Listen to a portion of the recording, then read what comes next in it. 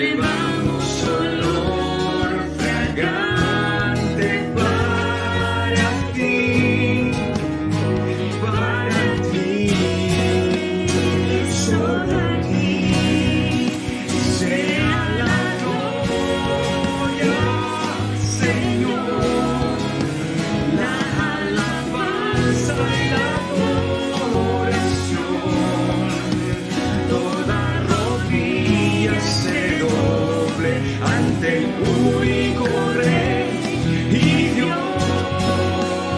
Solo a ti sea la gloria, Señor, la alabanza y la adoración.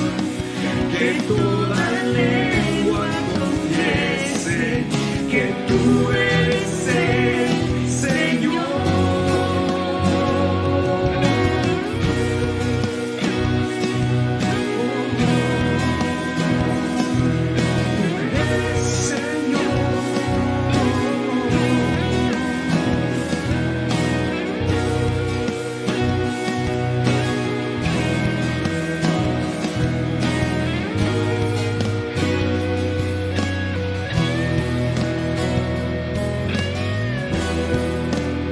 Solo a ti sea la gloria, Señor, la alabanza y la adoración. Toda rodilla se doble ante el único Rey y Dios. Solo a ti sea la gloria, Señor, la alabanza y la adoración. Que toda lengua confiese que tú eres el Señor.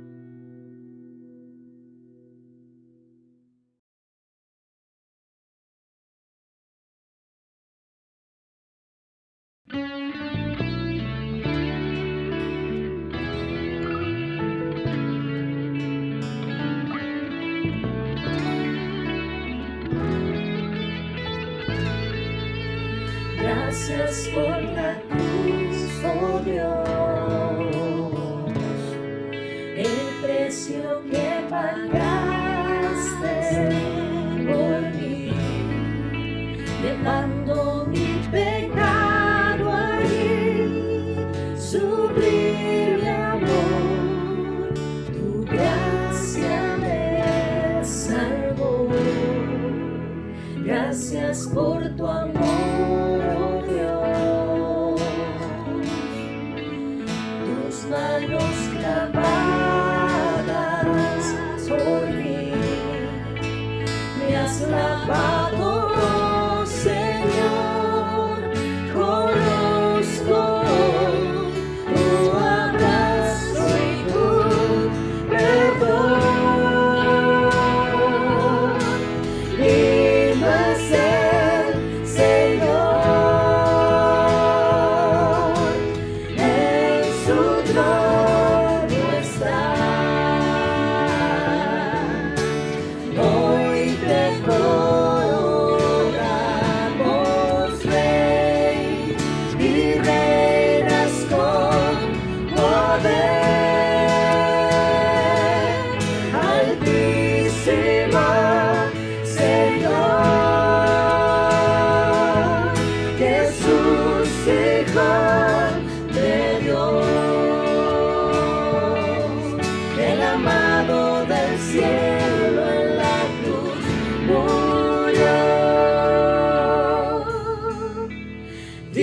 es el Señor.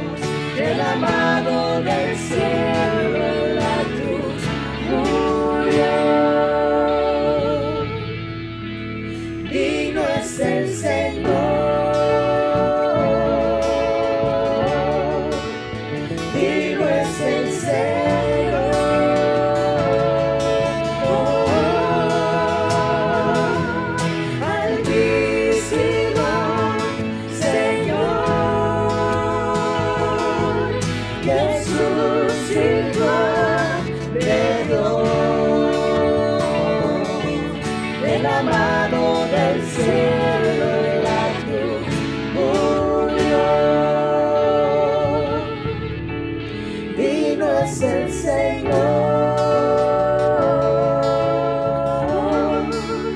digno es el Señor, digno es el Señor.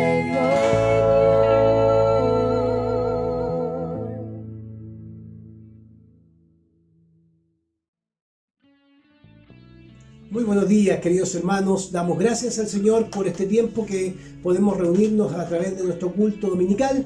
Gracias al Ministerio de Liturgia, porque también nos acompaña con las alabanzas. Estamos felices, contentos como equipo pastoral y como consejo ministerial por lo que está sucediendo con nuestra iglesia, las distintas actividades. Estamos acompañando a los niños, a los varones, a las damas, a los grupos en casa, a los jóvenes, y de alguna manera también acompañando a aquellos que están viviendo tiempos difíciles en el tema de la salud.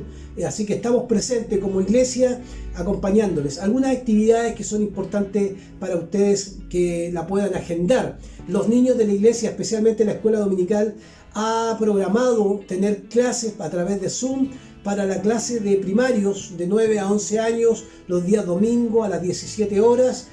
Para la clase de prejuveniles de 12 a 14 años los domingos a las 12:30 horas.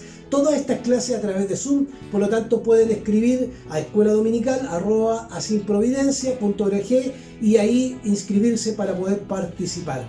Lo mismo pasa con los varones. El día viernes tuvieron su primera reunión y se seguirán juntando todos los viernes a las 19 horas a través de la plataforma Zoom.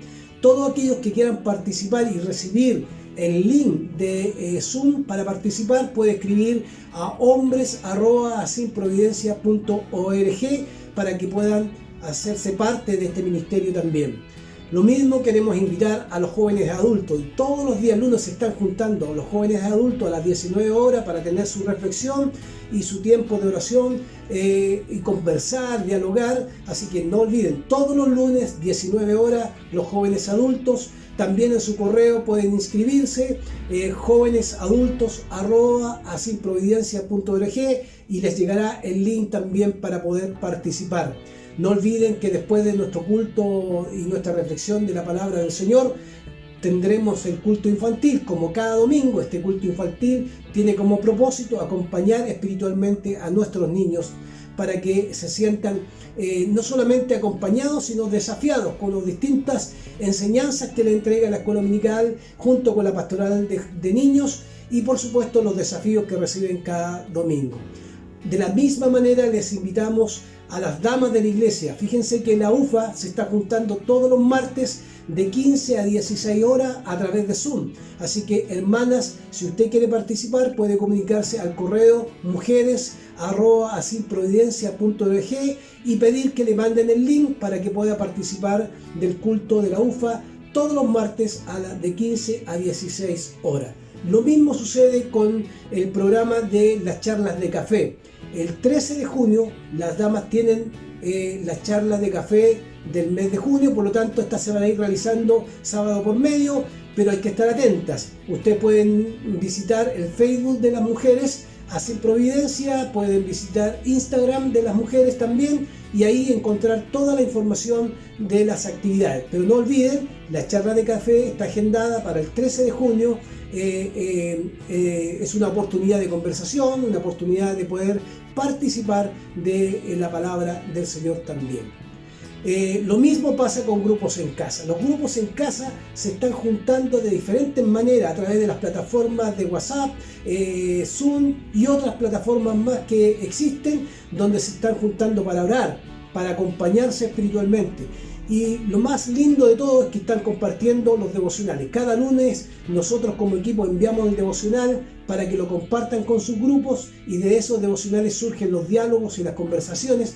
Por lo tanto, los invitamos a seguir participando. Si usted no se ha conectado a un grupo en casa, hágalo. Es una gran oportunidad de poder conectarse, de estar juntos, acompañarnos en tiempos de cuarentena y por supuesto de orar y escuchar la palabra del Señor.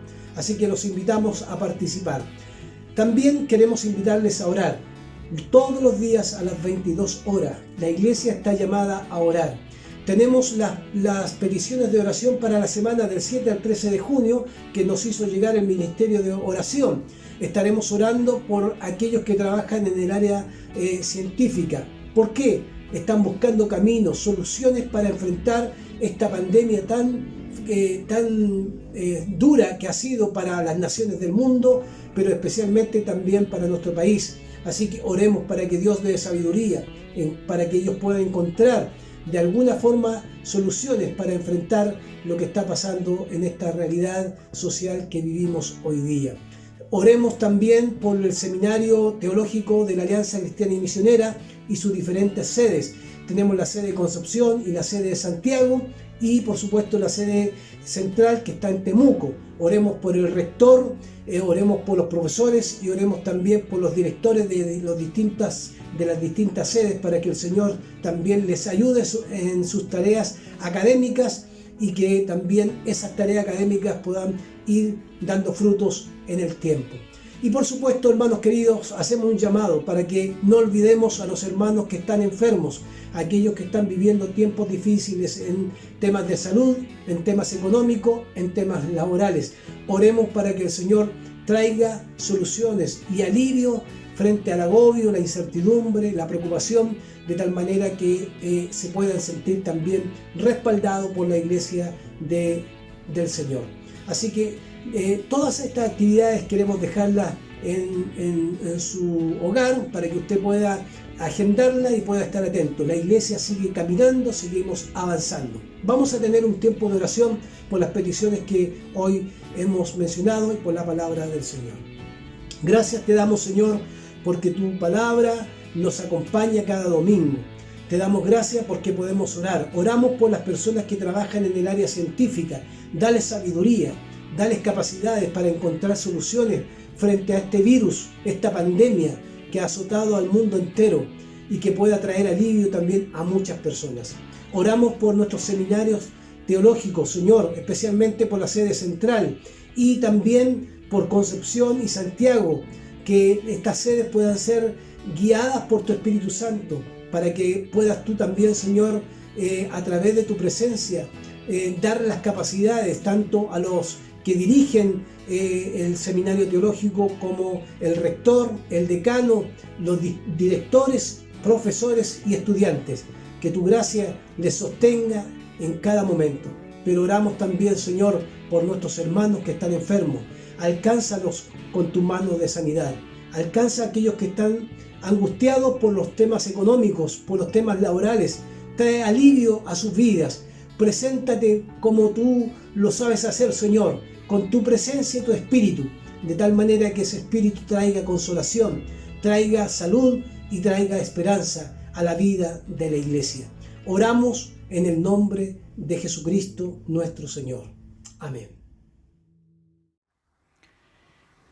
Muy buenos días, queridos hermanos y hermanas. Qué gusto encontrarnos de nuevo a través de la pantalla compartiendo la palabra del Señor. Vamos a continuar con nuestros estudios basados en la epístola de Pablo a los Efesios. En esta ocasión, para enfocarnos en el texto de Efesios, capítulo 5, versículos 21 al 33, para hablar respecto de cómo la nueva humanidad, de la que viene hablando el apóstol a lo largo de la carta, tiene su expresión también en el matrimonio. La nueva humanidad en el matrimonio. Vamos a leer el texto para empezar nuestra reflexión. Efesios 5, versículos 21 al 33. Sométanse unos a otros por reverencia a Cristo. Esposas, sométanse a sus propios esposos como al Señor. Porque el esposo es cabeza de su esposa, así como Cristo es cabeza y salvador de la iglesia, la cual es su cuerpo. Así como la iglesia se somete a Cristo, también las esposas deben someterse a sus esposos en todo. Esposos, amen a sus esposas, así como Cristo amó a la iglesia y se entregó por ella, para hacerla santa. Él la purificó, lavándola con agua mediante la palabra, para presentársela a sí mismo como una iglesia radiante, sin mancha ni arruga, ni ninguna otra imperfección, sino santa e intachable. Asimismo, el esposo debe amar a su esposa como a su propio cuerpo. El que ama a su esposa se ama a sí mismo. Pues nadie ha odiado jamás su propio cuerpo. Al contrario, lo alimenta y lo cuida, así como Cristo hace con la iglesia, porque somos miembros de su cuerpo. Por eso dejará el hombre a su padre y a su madre, y se unirá a su esposa, y los dos llegarán a ser un solo cuerpo. Esto es un misterio profundo. Yo me refiero a Cristo y a la iglesia. En todo caso, cada uno de ustedes ame también a su esposa como a sí mismo, y que la esposa respete a su esposo. Oramos al Señor. Señor, te damos gracias porque nos permites enfocarnos en este texto bíblico. Seguimos a la distancia desde nuestros hogares, Señor, intentando conocerte más, intentando avanzar más en el conocimiento más profundo de tu palabra. Y por eso rogamos, Señor, la asistencia sobrenatural de tu Espíritu Santo, para que nos bendiga y nos impulse en una práctica cristiana acorde a tu voluntad, Señor. Ayúdanos a rescatar de este texto bíblico, siempre nuevo, al mismo tiempo tan antiguo, una palabra renovadora para nuestros días. Te damos gracias por este tiempo en el nombre de Jesús. Amén. Amén. Bueno, la sección que estamos estudiando esta mañana es una tabla de deberes domésticos, así se conoce este género, un conjunto de normas sobre el comportamiento doméstico. Es importante establecer un método para leer estas tablas de deberes domésticos.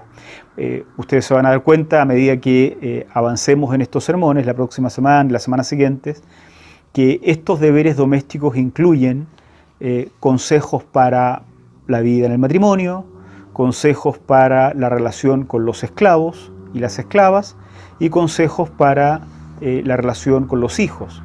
Son tablas comunes a la vida cotidiana en el siglo I.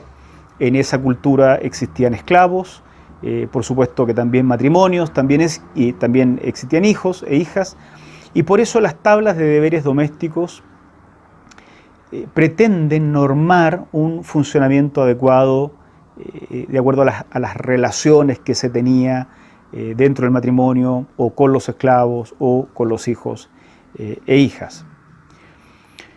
Circulaban en la antigüedad, ¿no? Como estaba diciendo, no son una novedad cristiana estas tablas de deberes domésticos, sino que es posible encontrarlas en literatura pagana o religiosa de otras religiones de todo tipo. La cuestión era normar una manera de funcionar dentro de la familia, en este caso, que no rompa el funcionamiento de la sociedad entera. Ahora, lo interesante es que, siendo así, que estas tablas de deberes domésticos son comunes a la cultura y a otras religiones y a otra literatura, la Biblia usa estas tablas, pero al hacerlo los modifica y les introduce cambios, a veces que parecen cambios muy menores, pero que son cambios que hacen toda la diferencia. Entonces no los cambia completamente. La literatura bíblica conserva elementos culturales del siglo I, porque obviamente fue escrita en esa época. Por ejemplo, esto se puede deducir del hecho de que siga dando instrucciones sobre cómo relacionarse con esclavos, cuando ya hoy día no tenemos esclavos, pero introduce, decíamos, cambios que hacen toda la diferencia.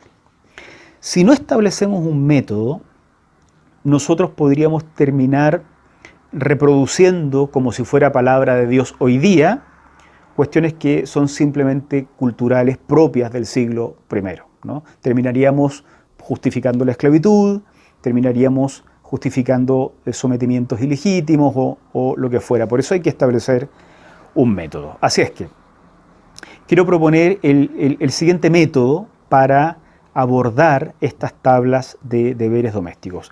En primer lugar, necesitamos establecer qué es lo nuevo de la enseñanza cristiana en estos deberes domésticos, ¿no? Si las tablas de deberes domésticos circulan en la época y son parte común del funcionamiento de la sociedad, bueno, primero es necesario establecer qué es lo novedoso en el uso que le da la literatura cristiana a estas tablas. Y en segundo lugar, debemos preguntarnos cómo el cambio introducido por la novedad cristiana ilumina nuestra manera de ser familia en el siglo XXI, que ese es el paso segundo, pero muy relevante para la predicación cristiana. Cómo este texto, que tiene más de 2000 años de antigüedad y que hacía uso de documentos todavía más antiguos, en su novedad cristiana nos ilumina a nosotros para ser familia hoy día. Nosotros tenemos que recordar que todo lo que está diciendo Efesios respecto de los deberes domésticos, pero también de otras cosas, es parte de lo que, según la epístola, debiera ocurrir en aquellos que han sido introducidos en la nueva humanidad cristiana producida por la obra de Jesucristo. Hoy nos concentraremos para hablar de la nueva humanidad tal como se expresa en el matrimonio, y en el futuro analizaremos estos otros temas como son las instrucciones para la esclavitud y para los hijos e hijas. A las primeras que se les da instrucciones en esta tabla de deberes domésticos es a las esposas. Miren ustedes los versículos 22 al 24. Esposas, sométanse a sus propios esposos como al Señor, porque el esposo es cabeza de su esposa, así como Cristo es cabeza y salvador de la iglesia, la cual es su cuerpo. Así como la iglesia se somete a Cristo, también las esposas deben someterse a sus esposos en todo. Establezcamos la novedad. ¿Qué es primero lo común a las tablas de deberes domésticos en el siglo I y qué es lo común a la sociedad en el siglo I para detectar lo novedoso que introduce el texto cristiano? Lo común es el sometimiento fundado en el género. Eso es lo común en toda la cultura mediterránea. Existe una diferenciación de roles fundada en el género que hoy día nos parecería absurda, pero que en su tiempo era fundamental para el funcionamiento de la sociedad. Si los roles establecidos por el género se desdibujaban, corría riesgo la estabilidad completa del imperio. Por lo tanto, había un celo muy grande por establecer la diferencia de roles. Habían ciertos temas que no debían estudiar, por ejemplo, las mujeres.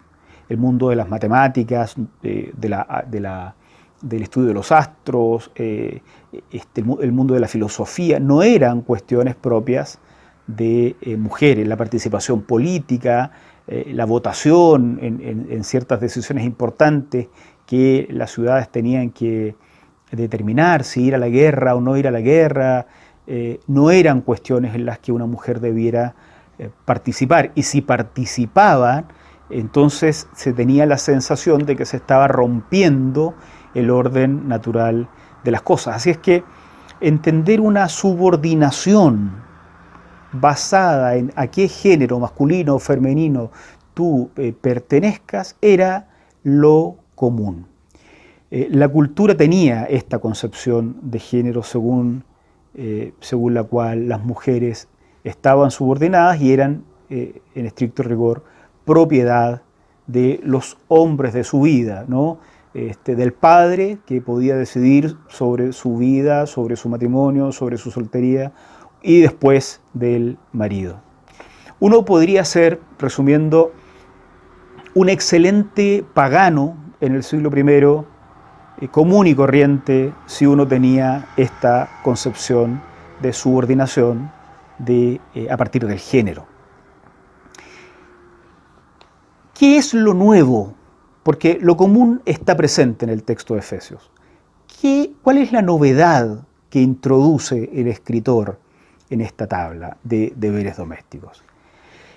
Pablo introduce una cuña en la costumbre de su época que terminará siendo muy importante para el desarrollo del cristianismo posterior. Establece que la organización dentro del matrimonio se construya con base a la relación o con base en la relación de Cristo y la Iglesia.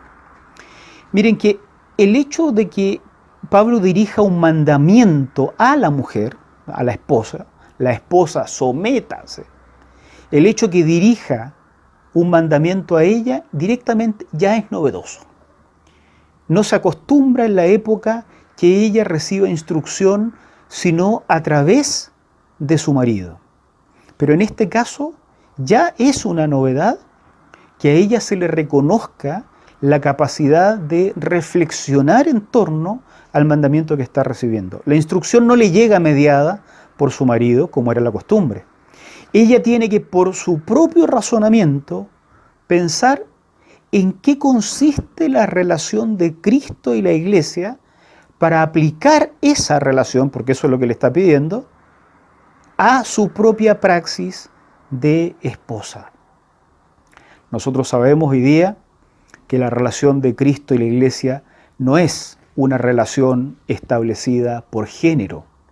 En la Iglesia hay hombres y hay mujeres y nos relacionamos con Cristo por igual, sin ningún tipo de distinción. Por el contrario, la relación que hay entre Cristo y la Iglesia es una relación donde mutuamente se pertenece. Cristo pertenece a la Iglesia pertenece a Cristo, conformando un único cuerpo donde todos valen lo mismo. Entonces Pablo no rompe completamente su cultura, porque toma la tabla de deberes domésticos, sin embargo la modifica dejando en manos de la esposa la posibilidad de reflexionar qué significa organizarse con su marido de la forma en que Cristo y la Iglesia se relacionan. Regresar a nuestro tiempo en este punto es complejo. Nosotros no somos el Imperio Romano, por lo tanto los elementos culturales propios del mundo mediterráneo del siglo I no son los nuestros.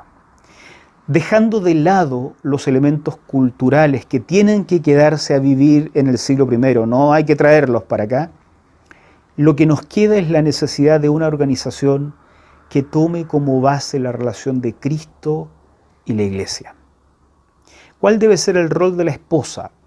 Tendrá que definirlo de acuerdo a su comprensión de la relación de Cristo y la Iglesia. En esa relación, el género no juega un rol importante. No se es más hijo de Dios por ser hombre o menos hijo de Dios por ser hombre o ser mujer. Lo que juega un rol importante es la mutua pertenencia a un cuerpo común. En todo caso, lejos de imponer una subordinación al estilo romano, lo que el texto impone a la esposa es la obligación de razonar si la relación al interior de su matrimonio es como lo es la de Cristo y la Iglesia. A los esposos también se les da instrucción. Miren ustedes versículos 25 al 33. Esposos, amen a sus esposas, así como Cristo amó a la Iglesia y se entregó por ella para hacerla santa. Él la purificó, lavándola con agua mediante la palabra, para presentársela a sí mismo como una iglesia radiante, sin mancha ni arruga, ni ninguna otra imperfección, sino santa e intachable. Asimismo, el esposo debe amar a su esposa como a su propio cuerpo. El que ama a su esposa se ama a sí mismo, pues nadie ha odiado jamás a su propio cuerpo. Al contrario, lo alimenta y lo cuida, así como Cristo hace con la iglesia. Porque somos miembros de su cuerpo. Por eso dejará el hombre a su padre y a su madre, se unirá a su esposa y los dos llegarán a ser un solo cuerpo. Esto es un misterio profundo. Yo me refiero a Cristo y a la iglesia. En todo caso, cada uno de ustedes ame también a su esposa como a sí mismo, y que la esposa respete a su esposo. De nuevo, vamos con nuestro método. ¿Qué es lo común en el siglo I que está presente en la tabla que Pablo cita, pero que es común a toda la cultura? Muy bien, lo común es la subordinación. Lo común de todo esposo en la época, en el siglo I, en el mundo mediterráneo, es tener una esposa como parte de sus posesiones. La esposa, los esclavos, los hijos e hijas son propiedad del esposo en el siglo I. El matrimonio cumple un rol social importante. Asegura la herencia, permite asegurar la herencia, por ejemplo, respecto de los hijos. Asegura el honor. Una persona que se casa tiene un estatus distinto en el siglo I al que no está casado. Y ese matrimonio se establece por acuerdo entre los hombres de las familias de donde proviene el esposo y la esposa. El matrimonio ni siquiera tiene una razón sexual, porque la experiencia sexual y la vida sexual se experimenta en esferas muy diversas en el mundo antiguo. No necesariamente alguien se tiene que casar para experimentar vida sexual. Muchos paganos, estando en situación de matrimonio, vivían su vida sexual por todos lados y tenían hijos por todos lados. Lo que pasa es que quien heredaba era el hijo que había nacido dentro del matrimonio. Tener hijos, muchos hijos, era también otra razón para el matrimonio. Muchos de esos hijos iban a engrosar las filas del ejército. Estaba prohibido que una mujer muy joven permaneciera soltera mucho tiempo o que una viuda joven permaneciera soltera.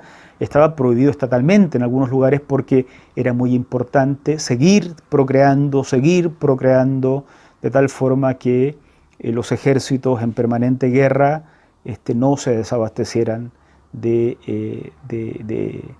hombres para el combate. Que la familia sea el núcleo fundamental de la sociedad en el Imperio Romano no debe ser entendido como algo muy noble. Hay razones bastante perversas para asegurar la vida de matrimonio. Eso era lo común. Hombre teniendo como parte de sus posesiones a su esposa, a sus hijos, a sus esclavos. Está implícito dentro del texto que leemos en la Biblia, que es un texto del siglo I. Pero ¿qué es lo nuevo? Ya hemos dicho que el escritor cristiano introduce elementos novedosos que cambian el sentido de estos textos. Lo nuevo es el amor. Pablo le dice a los hombres, a los esposos, amen a sus esposas. Que en pleno siglo I de la era cristiana en el mundo mediterráneo se le diga a un hombre que la relación que debe tener con su mujer es una relación de amor, eso es algo traumático para la cultura de la época. La relación con la esposa, con los hijos, no es normalmente la relación de amor, es una relación de subordinación, es una relación de pertenencia en el sentido de quién domina. Pero Pablo insiste en que la relación con esta esposa debe ser la relación de amor y pone como ejemplo otra vez el amor de Cristo hacia la iglesia. Otra vez el ejemplo, lo mismo que pasaba con el mandato que daba a la esposa, donde le dice que ella debe tomar en consideración esa relación. ahora también al hombre, ¿no? Debe amar. Ejemplo, Cristo con la iglesia, y el otro ejemplo que pone es el del individuo respecto a su propio cuerpo. Así como uno se ama a sí mismo, así uno debe amar a la esposa. Esto es lo inaudito. Esto es lo novedoso que irrumpe desarmando la práctica cultural del siglo I. No es ni siquiera muy viril en el siglo I decirle a un hombre que debe relacionarse en términos de amor con su esposa. Es interesante que tanto a la esposa como al esposo se les pida que establezcan una relación que tome como modelo la relación de Cristo y la Iglesia. Cuando dejas de lado esos elementos propios de la cultura del siglo I y consideras la novedad del mandamiento cristiano, te encuentras con que lo que queda finalmente es el modelo de Cristo. O sea, uno podría decir que en la carta a los Efesios, donde se habla de la novedad de vida que hay producto de que Jesucristo rompió el muro divisorio y ha creado en nosotros una nueva humanidad, una nueva sociedad, una nueva creación, lo novedoso en este caso es que Cristo sea puesto como el modelo para ser esposa y como el modelo para ser esposo. El texto que probablemente mejor grafica esta relación de esposa y esposo lo da el mismo Pablo en el primer versículo que leímos para hoy, Efesios 5, 21. Sométanse unos a otros por reverencia a Cristo. ¿Quieres reverenciar a Cristo en tu hogar, siendo esposa o siendo esposo? Sométanse unos a otros. No en un sometimiento fundado en el género, sino en el modelo de la relación de Cristo y la Iglesia. Las familias de hoy son muy diversas. Por eso hay que hacer esta tarea de viajar al pasado, entender el texto y viajar de nuevo al presente. No se espera que las familias cristianas tengan esclavos hoy día, pero tampoco se esperan que tengan una relación de subordinación al estilo del Imperio Romano. Es una gran tarea para la iglesia de hoy pensar esto. Ha sido nefasto para la historia de las familias cristianas quedarse con la lectura literal de esos textos, enfatizando una relación de subordinación basada en el género que tú tengas. Y dejando de lado lo novedoso del mensaje cristiano, ¿no? Esa novedad estaba en establecer una relación de esposo y esposa basada en un amor que se compare siempre con el amor de Cristo y la Iglesia. Veremos más adelante en otros sermones, cuando se hable de los esclavos y de los hijos, cómo este método que estamos introduciendo para entender las tablas de deberes domésticos tiene todavía mayor sentido. Por ahora, quedémonos con esto, esposos y esposas. La novedad producida por la vida nueva que da Jesucristo a cada uno, en el matrimonio se expresa en el mutuo sometimiento de unos a otros por reverencia a Jesucristo. Que el Señor nos bendiga, queridos hermanos y queridas hermanas.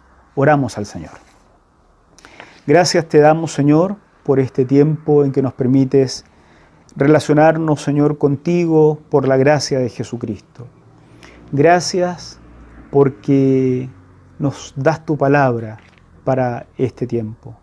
Gracias, Señor, porque nos das también la posibilidad de reflexionar con libertad. Por la obra del Espíritu Santo, danos también la luz, ahora que hemos reflexionado sobre esto, para ver las implicancias que esto tiene en nuestra relación actual, entre esposos y esposas. Te necesitamos, Señor, muchísimo. Te rogamos que intervengas en nuestros hogares. Te rogamos que intervengas en nuestra vida. Hay, Señor, ciertamente en nuestras praxis intentos que surgen de nuestra naturaleza caída, de querer dominar, de querer subordinar al otro, a la otra. Señor, que el modelo de Cristo y la Iglesia se grabe en nuestros corazones con el fuego de tu Espíritu Santo, para que practiquemos en amor el mutuo sometimiento y seamos así familias felices, familias plenas, Señor, que tanto lo necesitamos. Gracias por todo, en el nombre de Cristo Jesús. Amén. Amén.